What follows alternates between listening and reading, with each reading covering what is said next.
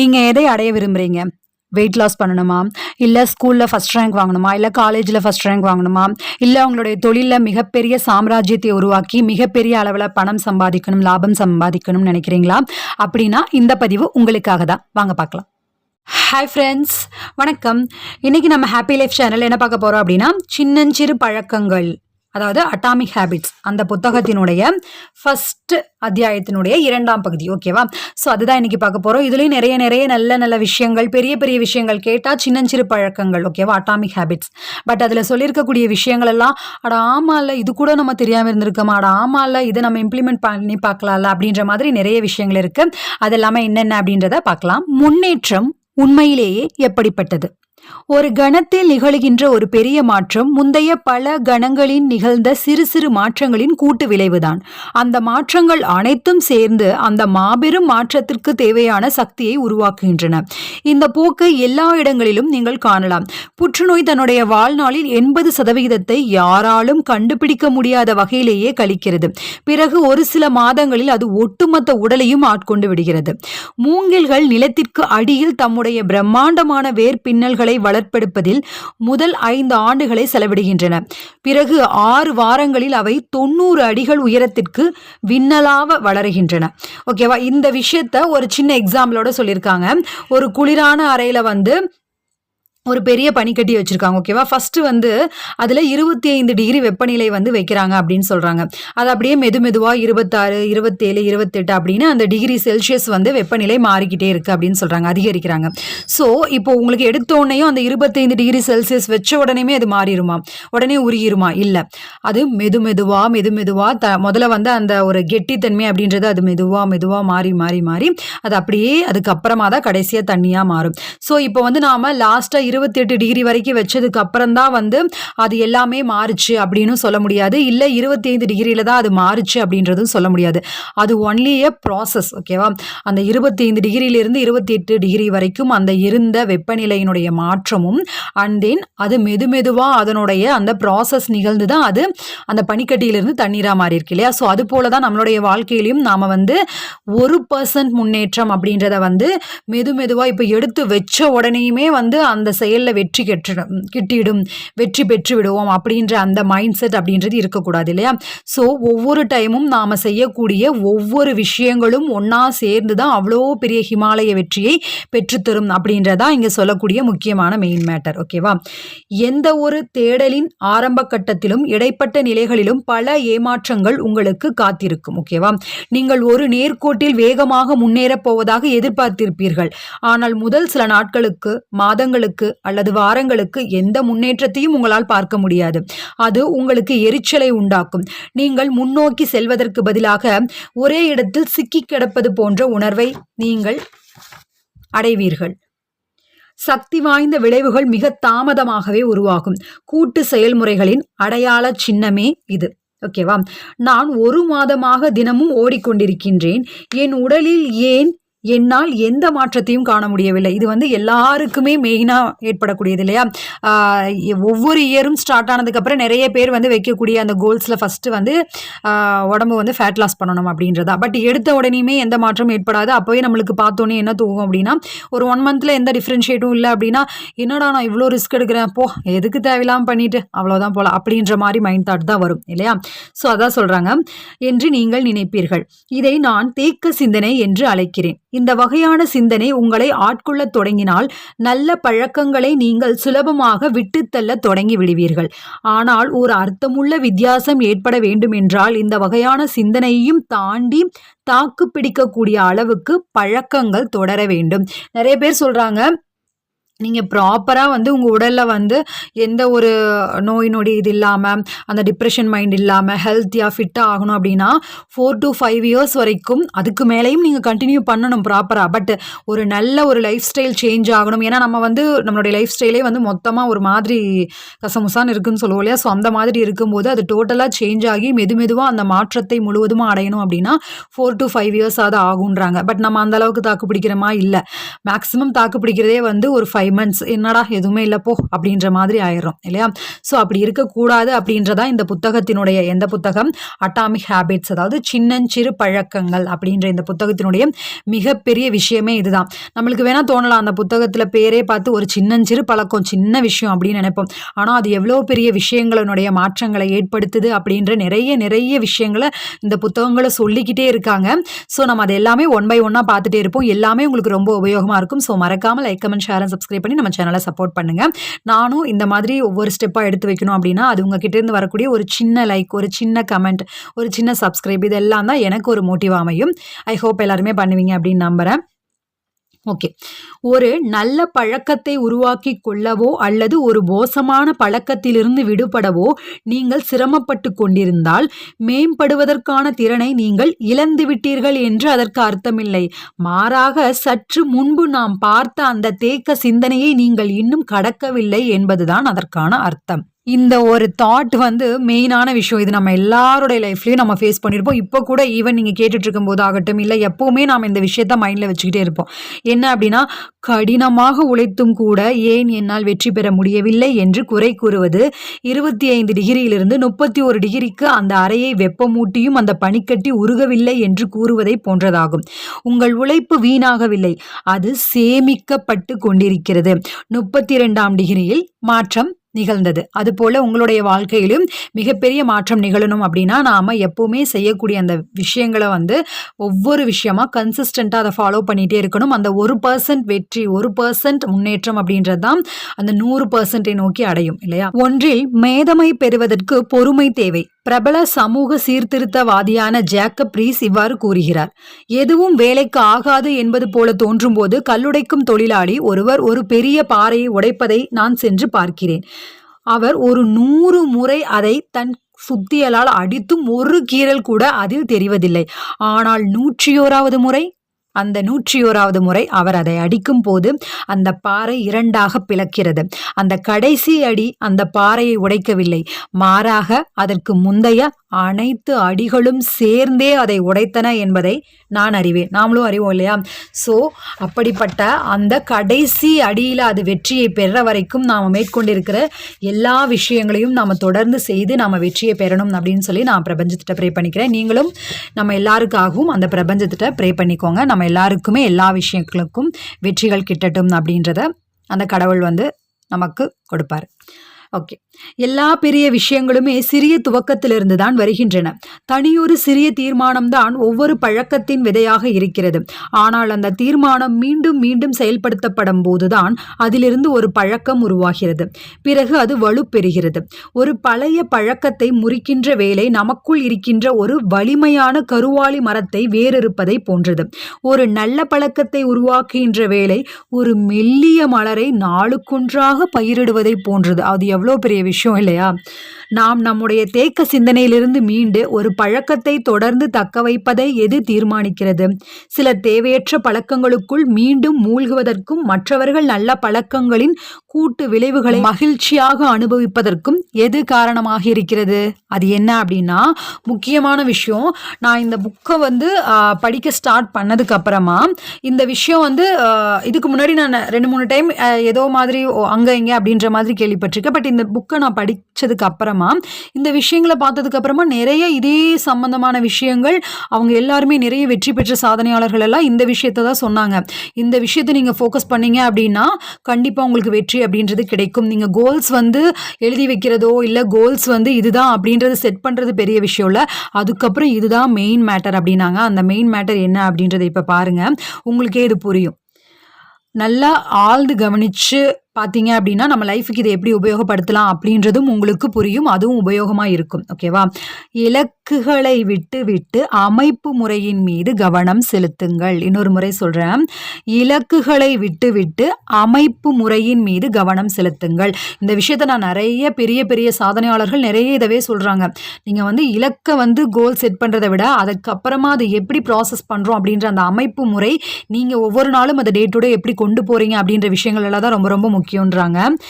ஒரு வெற்றிகரமான தொழிலை வளர்த்தெடுத்தல், குடும்பத்தினரோடும் நண்பர்களோடும் அதிக நேரத்தை செலவிடுதல், அதிக ஆசுவாசமாகவும் கவலையின்றியும் இருத்தல் போன்ற வாழ்வில் நமக்கு பிடித்தமானவற்றை நாம் பெறுவதற்கான சிறந்த வழி நடைமுறையில் செயல்படுத்தத்தக்க திட்டவட்டமான இலக்குகளை நிர்ணயிப்பதுதான் என்று பரவலாக கூறப்படுகிறது.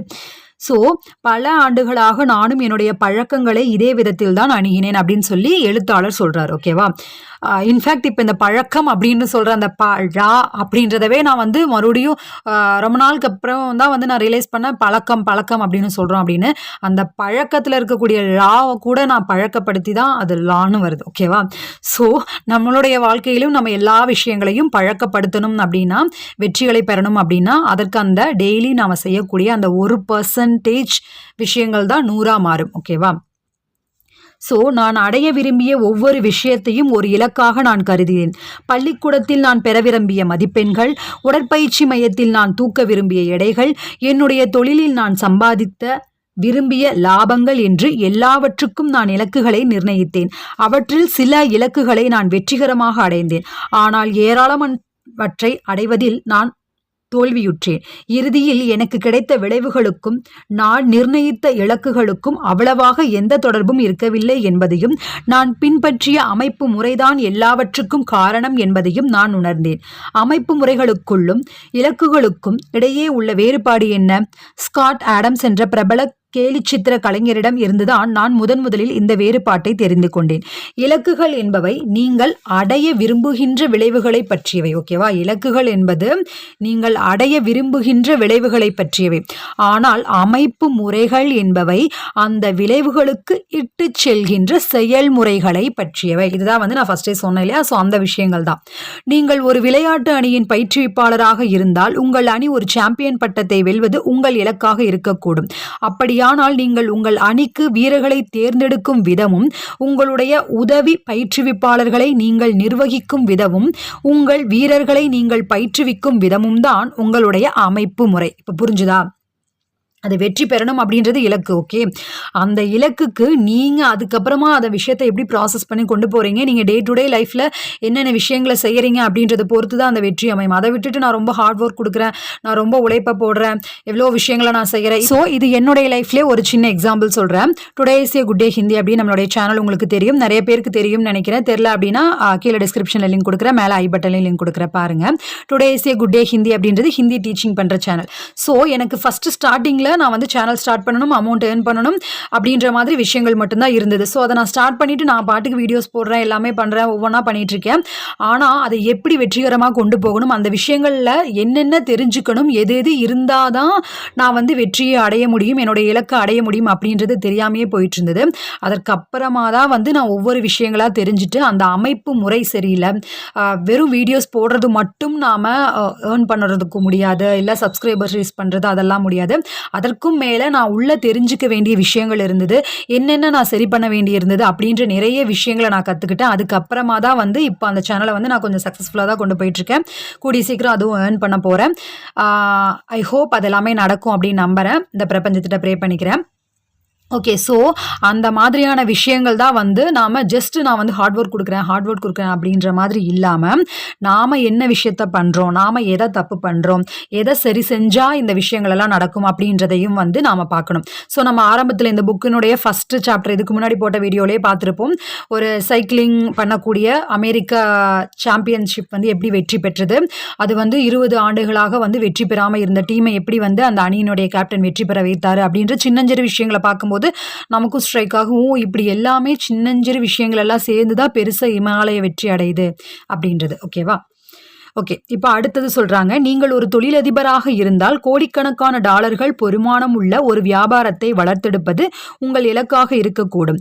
உங்களுக்கு தோன்றுகின்ற யோசனைகளை நீங்கள் பரிசீலிக்கும் விதமும், ஊழியர்களை நீங்கள் பணி நியமனம் செய்யும் விதமும், உங்கள் பொருட்களை நீங்கள் விளம்பரப்படுத்தும் விதமும் தான் உங்களுடைய அமைப்பு முறை. ஓகேவா? அந்த அமைப்பு முறை சரியாக இருந்தால் தான் அந்த நிர்வாக அமைப்பு முறை சரியா இருந்தால் தான் அதனுடைய வெற்றி அப்படின்றதே கிட்டும். ஓகேவா?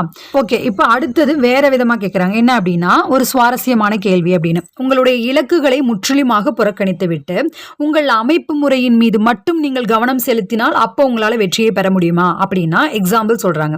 நீங்கள் ஒரு கூடைப்பந்து அணியின் பயிற்றுவிப்பாளராக இருந்து ஒரு சாம்பியன் பட்டத்தை வெல்வது உங்களுக்கு இலக்காக இருக்கும் பட்சத்தில் நீங்கள் இந்த இலக்கை மறந்துவிட்டு தினசரி பயிற்சியின் போது உங்கள் அணி செய்கின்ற விஷயங்கள் மீது மட்டும் உங்கள் கவனத்தை குவித்தால் நீங்கள் விரும்பும் விளைவுகளை நீங்கள் பெறுவீர்களா?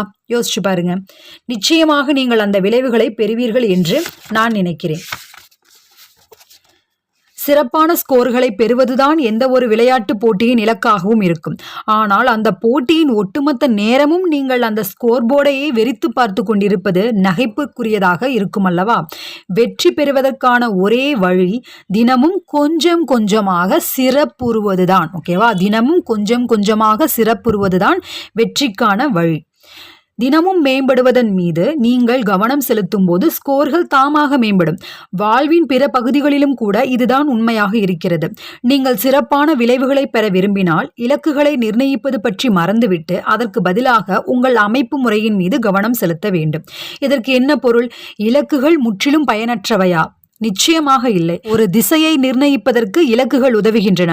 ஆனால் அதில் முன்னேறி செல்வதற்கு அமைப்பு முறைகள் இன்றியமையாதவையாக இருக்கின்றன. நீங்கள் உங்கள் இலக்குகளை பற்றி சிந்திப்பதற்கு அதிக நேரத்தை செலவிட்டுவிட்டு உங்களுடைய அமைப்பு முறையை வடிவமைப்பதற்கு போதிய நேரத்தை செலவிட தவறும் போது சில பிரச்சனைகள் எழுகின்றன இல்லையா? ஸோ அந்த பிரச்சனைகள் என்ன அப்படின்றதையும் அவங்களே சொல்றாங்கப்பா. 3 பிரச்சனை இருக்குன்னு சொல்லியிருக்காங்க. அதுக்கப்புறமா அந்த பிரச்சனைக்கான சொல்யூஷன் என்ன அப்படின்றதையும் அவங்க சொல்றாங்க. ஸோ இப்போ ஃபர்ஸ்ட் பிரச்சனை, வெற்றியாளர்களுக்கும் தோல்வியாளர்களுக்கும் ஒரே இலக்குகளை தான் கொண்டுள்ளனர். ஓகேவா? 2 பேருமே ஒரே கோல் தான். ஆனால் அதில் வெற்றி பெறவங்க யாரு, தோல்வி பெறவங்க யாரு அப்படின்றத பொறுத்து தான் அந்த சுச்சுவேஷன் மாதிரி தான் அவங்க என்னென்ன செஞ்சாங்க அப்படின்றதையும் பார்க்கணும் இல்லையா? நாம் வெற்றியாளர்கள் மீது மட்டுமே கவனம் செலுத்துகிறோம். அவர்களுடைய மாபெரும் இலக்குகள் தான் அவர்களுடைய வெற்றிக்கு வழி வகுத்ததாக நாம் தவறுதலாக அனுமானிக்கிறோம். ஆனால் அதே இலக்குகளை நிர்ணயித்து ஆனால் வெற்றி பெறாமல் போன மற்றவர்களை நாம் கண்டுகொள்ள தவறிவிடுகிறோம். ஒலிம்பிக் போட்டிகளில் கலந்து கொள்ளுகின்ற ஒவ்வொரு விளையாட்டு வீரரும் ஒரு தங்கப்பதக்கத்தை வெல்ல விரும்புகிறார். ஒரு வேலைக்கு விண்ணப்பிக்கின்ற அனைவருமே அந்த வேலையை பெற விரும்புகின்றனர்.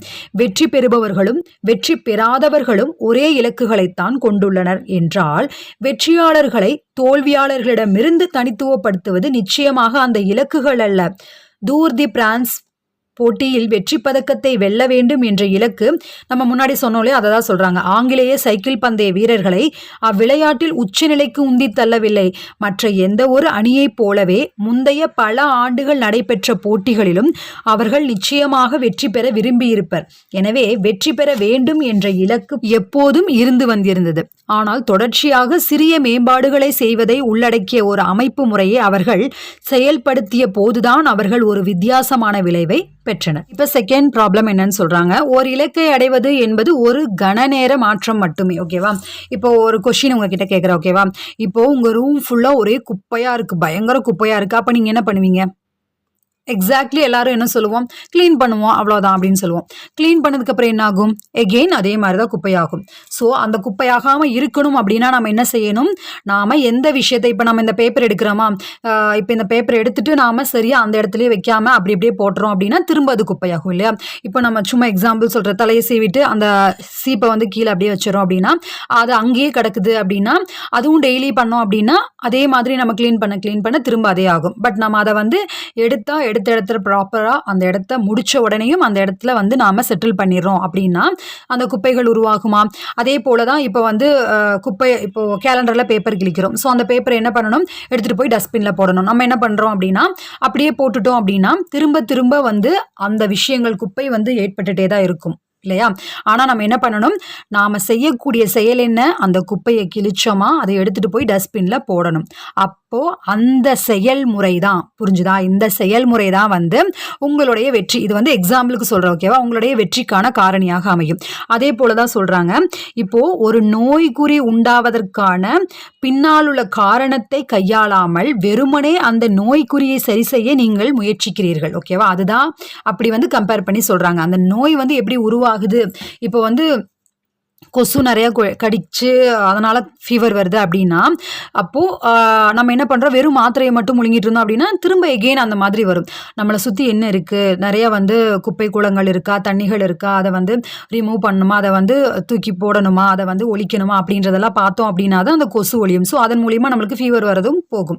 ஸோ இந்த மாதிரி அந்த அமைப்பு முறை அப்படின்றது தான் மெயின். அதை விட்டுட்டு நாம் அந்த இலக்குகள் மேலே மட்டும் கவனம் செலுத்தாமல் அந்த அமைப்பு முறை செயல்முறை மூலம் கவனம் செலுத்தினோம் அப்படின்னா கண்டிப்பாக எல்லா விஷயங்களையும் வெற்றி பெற முடியும். ஸோ இப்போ நம்ம பிஸ்னஸ்லேயே ஆகட்டும், நம்மளுடைய பர்சனல் லைஃப்ல ஆகட்டும், ரிலேஷன்ஷிப்ல ஆகட்டும், என்ன பிரச்சனை அப்படின்றத அப்பப்போ அந்த பிரச்சனைக்கான சொல்யூஷனை பார்க்காம அதனுடைய பிரச்சனையினுடைய ஆணிவேர் என்ன அப்படின்றத பார்த்து அதை சரி செஞ்சோம் அப்படின்னாலே கண்டிப்பாக எல்லாமே சுமூகமாக இருக்கும். ஓகேவா? ஓகே, இப்போ சொல்கிறாங்க, ஓர் இலக்கை அடைவது உங்கள் வாழ்க்கையை அக்கணத்திற்கு மட்டுமே மாற்றுகிறது. நாம் நம்மளுடைய விளைவுகளை மாற்ற வேண்டும் என்று நினைக்கிறோம். ஆனால் பிரச்சனை இங்கு விளைவுகள் அல்ல, அந்த விளைவுகளை விளைவிக்கின்ற அமைப்பு முறைகளைத்தான் நாம் மாற்றியாக வேண்டும். பிரச்சனைகளை விளைவுகள் நிலையில் நீங்கள் தீர்க்கும் போது தற்காலிகமாக மட்டுமே அதை நீங்கள் தீர்க்கிறீர்கள். இப்போ நம்ம பார்த்தோம் இல்லையா, அந்த கொசுக்காகட்டும் இல்லை நம்ம வீட்டில் இருக்கக்கூடிய கிளீனிங் ப்ராசஸ்க்காகட்டும் அந்த விஷயங்கள் தான் சொல்கிறாங்க. நீங்கள் நிரந்தரமாக மேம்பட விரும்பினால் பிரச்சனைகள் அமைப்பு முறைகளின் நிலையில் நீங்கள் தீர்வு காண வேண்டும். உள்ளீடுகளை சரி செய்து விட்டால் விளைவுகள் தாமாகவே சரியாகிவிடும். ஓகே, தேர்ட் ப்ராப்ளம் என்னன்னு சொல்றாங்க, இலக்குகள் உங்களுடைய மகிழ்ச்சியை மட்டுப்படுத்துகின்றன. இது ரொம்ப முக்கியமான விஷயம். நான் என் இலக்கை அடைந்து விட்டால் பிறகு நான் மகிழ்ச்சியாக இருப்பேன். இது எல்லாருமே சொல்லக்கூடிய விஷயம் என்பது எந்த ஒரு இலக்கிற்கும் பின்னால் உள்ள உள்ளார்ந்த அனுபவமாக இருக்கிறது. ஓகேவா? நீங்கள் எப்போதும் இலக்குகளுக்கு முன்னுரிமை கொடுக்கும் போது நீங்கள் அடுத்து ஒரு மைல்கல்லை எட்டும் வரை உங்கள் மகிழ்ச்சியை தொடர்ந்து தள்ளி போட்டு கொண்டே இருக்கிறீர்கள்.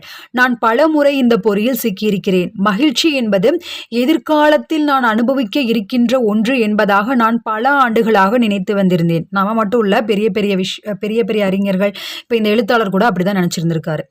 என் தசை இன்னும் 10 கிலோ எடை ஏறிவிட்டாலோ அல்லது என்னுடைய தொழில் நிறுவனம் பற்றிய விஷயங்கள் நியூயார்க் டைம்ஸ் பத்திரிகையில் இடம்பெற்றாலோ பிறகு என்னால் ஆசுவாசமாக இருக்க முடியும் என்று எனக்கு நானே பலமுறை கூறியிருக்கிறேன்.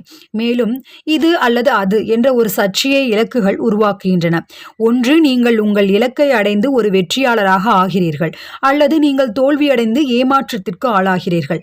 மகிழ்ச்சியை பற்றிய உங்கள் கண்ணோட்டம் மிக குறுகலானதாக இருக்கிறது.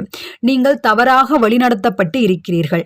நீங்கள் உங்கள் வாழ்க்கையை பயணத்தை துவக்கிய போது அப்பயணம் எப்படி இருக்கும் என்று உங்கள் மனத்தில் கற்பனை செய்தீர்களோ உங்கள் உண்மையான பாதை அதிலிருந்து பெரிதும் வேறுபட்டிருப்பதை நீங்கள் காணக்கூடும். வெற்றிக்கு பல வழிகள் இருப்பதால் ஒரே ஒரு விஷயத்தோடு திருப்தி அடைவதோடு நீங்கள் நிறுத்திக் கொள்வதில் எந்த அர்த்தமும் இல்லை. அமைப்பு முறைக்கு முன்னுரிமை கொடுப்பது உங்கள் பிரச்சனைக்கான தீர்வாக அமையும். ஒரு பொருளை விட அப்பொருளின் தயாரிப்பில் உள்ளடங்கியுள்ள செயல்முறையை நீங்கள் விரும்பும் போது மகிழ்ச்சியாக இருப்பதற்கு உங்களுக்கு நீங்களே அனுமதி கொடுத்து கொள்ள நீங்கள் காத்திருக்க வேண்டியதில்லை. உங்களுடைய அமைப்பு முறை சரியாக இயங்கிக் கொண்டிருக்கும் போது நீங்கள் எப்போது வேண்டுமானாலும் மனநிறைவோடு இருக்கலாம். ஒரு அமைப்பு முறையை முதலில் நீங்கள் எவ்வாறு வடிவமைத்து வைத்தீர்களோ அந்த விதத்தில் மட்டுமல்லாமல் அது பல்வேறு வடிவங்களிலும் வெற்றிகரமானதாக இருக்க முடியும். ஓகேவா? நிறைய நம்ம ப்ராசஸில் அந்த வெற்றியே தான் எனக்கான மகிழ்ச்சி அப்படின்னு நினைக்காம அந்த ப்ராசஸவே நம்ம என்ஜாய் பண்ணணும் அப்படின்னு சொல்கிறாங்க. நிறைய பேர் கேட்டிருந்தீங்க அப்படின்னா அவங்க அந்த வெற்றி அடைந்ததுக்கு அப்புறம் அவங்களுக்கு கிடைத்த அந்த வெற்றியின் மூலியமாக அவங்க அந்த சாதனைகளின் மூலியமாக அவங்களுடைய மைண்டு சந்தோஷம் அடைந்ததை விட அந்த ப்ராசஸில் எனக்கு இன்னும் சந்தோஷம் இருந்தது, அந்த விஷயத்தை அடையிறதுக்காக நாம் எய்ம் பண்ணிட்டு இருந்த டைமில் எனக்கு அந்த சந்தோஷம் பெரிதாக இருந்தது அப்படின்னு நிறைய பேர் சொல்கிறாங்க. இப்போ நம்ம நிறையா கேள்விப்படுறோம் இல்லையா? ஸோ நாம் அந்த ப்ராசஸில் இருக்கும் போதும் கூட நாம் அந்த சந்தோஷத்தோடு தான் அதை மேற்கொள்ளணும். ஓகேவா? ஸோ இதை அடைஞ்சாதான் நான் சந்தோஷமாக இருப்பேன் அப்படின்ற மைண்ட் தாட்டை விட இந்த ப்ராசஸும் எனக்கு ஒரு சந்தோஷம் தான், அதை அடையக்கூடிய அந்த வழி, அதை அடையக்கூடிய அந்த வழியும் எனக்கு ரொம்ப சந்தோஷம்தான் அப்படின்றதா மெயின் பாயிண்டாக இருக்கணும். ஓகேவா? இப்போது ஊட்டி போகணும் அப்படின்னு நினச்சா ஊட்டி அந்த மெயின் பாயிண்ட்டை எட்டுறது மட்டும் சந்தோஷம் இல்லை இல்லையா? நம்ம போகிற வழி எங்கும் அந்த சந்தோஷத்தை அடைஞ்சிட்டு போகிறோம் இல்லையா, அனுபவிச்சுட்டு போகிறோம் இல்லையா? ஸோ அது எல்லாமே சந்தோஷம்தான். அதை எல்லாமே நாம் அனுபவிச்சு எப்பவுமே சொல்லுவோம் இல்லையா, லிவ் த மூமெண்ட் அப்படின்னு. அந்த ப்ரெசன்ட் நிகழ்கணத்தை லயிச்சு சந்தோஷமாக அனுபவிச்சுட்டே போகணும். நம்ம இக்கிகாய் புக்கில் நிறையா பார்த்துருக்கோம் இல்லையா? ஸோ அது போல தான். ஓகே. 4வது பிரச்சனை, இலக்குகள் நீண்ட கால முன்னேற்றத்திற்கு குறுக்காக நிற்கின்றன. ஆட்டத்தில் வெற்றி பெறுவதுதான் இலக்குகளை நிர்ணயம் செய்வதன் நோக்கமாகும். ஓகேவா? அந்த ஆட்டத்தை தொடர்ந்து ஆடுவதுதான் அமைப்பு முறைகளை உருவாக்குவதன் நோக்கமாகும். உண்மையான நீண்டகால சிந்தனையில் இலக்குகளுக்கு அவ்வளவு முக்கியத்துவம் இருக்காது. நீண்டகால சிந்தனை என்பது தனியொரு சாதனையை பற்றியதல்ல, மாறாக தொடர்ச்சியான தொடர்ச்சியான மேம்பாட்டை பற்றியது இது. இறுதியில் செயல்முறையின் மீது நீங்கள் கொண்டுள்ள அர்ப்பணிப்பு தான் உங்கள் முன்னேற்றத்தை தீர்மானிக்கிறது. ஓகே. அடுத்த இப்போ இந்த சிறிய பழக்கங்களை உள்ளடக்கிய ஒரு அமைப்பு முறை அப்படின்னு சொல்லி அவர் சொல்றாரு. அதை நீங்க கேளுங்க, உங்களுக்கே புரியும். உங்களுடைய பழக்கங்களை மாற்றிக்கொள்வது உங்களுக்கு கடினமானதாக இருந்தால் பிரச்சனை நீங்கள் அல்ல என்பதை நீங்கள் உணர்ந்திடுங்கள். இங்கு உங்கள் அமைப்பு முறைதான் பிரச்சனையே. பழைய பழக்கங்கள் மீண்டும் மீண்டும் தலை தூக்குவதற்கு காரணம் நீங்கள் மாற விரும்பவில்லை என்பது அல்ல, மாறாக மாற்றத்திற்கு நீங்கள் பயன்படுத்துகின்ற அமைப்பு முறை தவறாக இருப்பதுதான் அதற்கு காரணம். எல்லா விஷயத்துக்கும் இதை எடுத்துக்கலாம். எந்த விஷயம் நம்ம வெற்றி பெறணும்னு நினைச்சாலும் லைஃப்ல என்னென்ன விஷயங்கள் இருக்கோ அது எல்லாத்துக்குமே இதை ஒரு மெயின் பாயிண்டா எடுத்துக்கலாம். ஓகேவா? தனியொரு இலக்கின் மீது கவனம் செலுத்துவதற்கு பதிலாக ஒட்டுமொத்த அமைப்பு முறையின் மீது கவனம் செலுத்துவது இப்புத்தகத்தின் மைய கருத்துகளில் ஒன்று. ஒரு சிறிய பழக்கம் என்பது ஒரு சிறிய மாற்றத்தை அல்லது 1% மேம்பாட்டை குறிக்கிறது என்பது இப்போது உங்களுக்கு புரிந்திருக்கும் என்று நான் நம்புகிறேன். சின்னஞ்சிறு பழக்கங்கள் என்பவை ஒரு பெரிய அமைப்பு முறையின் ஒரு பகுதியாகும். இப்பழக்கங்கள் தான் குறிப்பிடத்தக்க விளைவுகளுக்கான அடித்தளமாக இருக்கின்றன. ஒவ்வொரு பழக்கமும் உங்களுடைய ஒட்டுமொத்த மேம்பாட்டிற்கு பங்களிக்கின்ற ஒரு அடிப்படை அம்சமாகும். துவக்கத்தில் இச்சிறிய வழக்கங்கள் முக்கியமற்றவை போல தோன்றக்கூடும், ஆனால் விரைவில் அவை ஒன்றையொன்று வளர்த்தெடுத்து பெரிய வெற்றிகளை தூண்டுகின்றன. இப்பழக்கங்கள் சிறியவையாக இருந்தாலும் மிகுந்த சக்தி வாய்ந்தவையாகும். ஓகேவா? இவை சிறியவையாகவும் செய்வதற்கு சுலபமானவையாகவும் இருப்பதோடு அளப்பரிய சக்திக்கான மூலாதாரமாகவும் இருக்கின்றன. கூட்டு வளர்ச்சி எனும் அமைப்பு முறையின் ஒரு பகுதியாக இவை இருக்கின்றன. ஸோ நாம இப்போ இந்த அத்தியாயத்தில் பார்த்த விஷயங்கள், முதல் அத்தியாயம் முடிஞ்சு. ஓகேவா? ஸோ 2வது பகுதியில் என்ன சொல்லியிருக்காங்க அப்படின்னா, உங்களுடைய பழக்கங்கள் எவ்வாறு உங்களுடைய அடையாளத்தை வடிவமைக்கின்றன. நம்ம எல்லாருமே நம்மளுடைய அடையாளத்துக்காக தான் ஏங்கிட்டு இருக்கோம் இல்லையா? நமக்குன்னு ஒரு ரெக்கக்னேஷன் கிடைக்கணும் அப்படின்னு. ஸோ அந்த விஷயங்கள் எல்லாம் என்னென்ன, எப்படி நம்மளுடைய அந்த ஒரு சின்னஞ்சிறு விஷயங்கள் பழக்கத்தின் மூலியமாக நம்மளுடைய அடையாளத்தை நம்மளால உருவாக்க முடியும், மேம்படுத்த முடியும் அப்படின்ற விஷயங்கள் எல்லாம் நாம அடுத்தடுத்த அத்தியாயங்களில் பார்த்துட்டே வரலாம். ஐ ஹோப் உங்களுக்கு இது உபயோகமாக இருக்கும் நினைக்கிறேன். உபயோகமாக தான் இருக்கும். ஸோ உபயோகமாக இருக்குது அப்படின்னு நினச்சிங்கன்னா மறக்காமல் லைக் பண்ணுங்கள். உங்களுடைய கருத்துக்களை கமெண்ட்ஸில் தெரியப்படுத்துங்க. மறக்காமல் சப்ஸ்கிரைப் பண்ணிட்டு பாருங்கள். இதே போல் லைஃப்பில் முன்னேறணும், சந்தோஷமாக வாழணும், அடுத்தடுத்த வெற்றியை நோக்கி போகணும் அப்படின்னு நினைக்கிற உங்கள் ஃப்ரெண்ட்ஸ் அண்ட் ஃபேமிலிக்கு இதை ஷேர் பண்ணுங்கள். அவங்களுக்கு இது உபயோகமாக இருக்கும். ஓகே ஃப்ரெண்ட்ஸ், அது வரைக்கும் உங்கள் எல்லோருக்குமே எல்லா நாளுமே இனிய நாளாக அமைய வாழ்த்துக்கள். பாய்.